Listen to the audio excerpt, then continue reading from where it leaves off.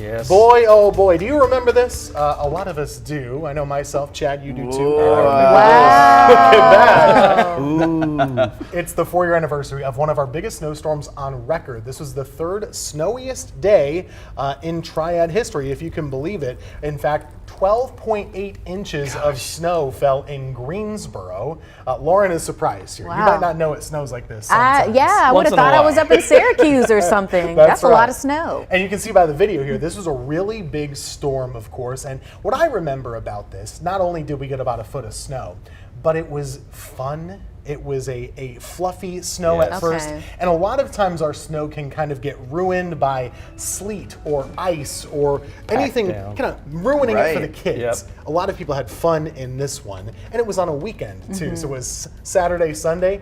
The kids were still out of school for a whole week. The whole possibly for longer. I mean, it's crazy, but because it was. I mean, it shut us down for a little bit, but it sure did. It always does. Yeah. What do you remember? I remember coming into work when everybody else was going to have snow days. That happened on a Sunday, so you know it was all hands on deck whenever there's a weather situation, as it should be.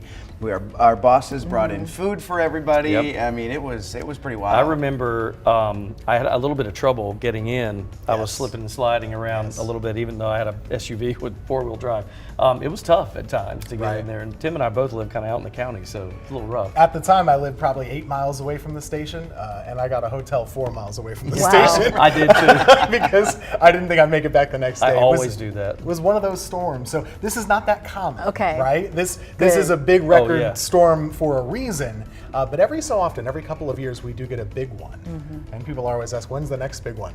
We don't know. I asked you the other day, what did you feel in your spirit if you felt like this upcoming winter was going to be pretty bad? Well, I will say this, we almost always get snow. There's never a Triad winter where you don't get a flake of snow. We always get something.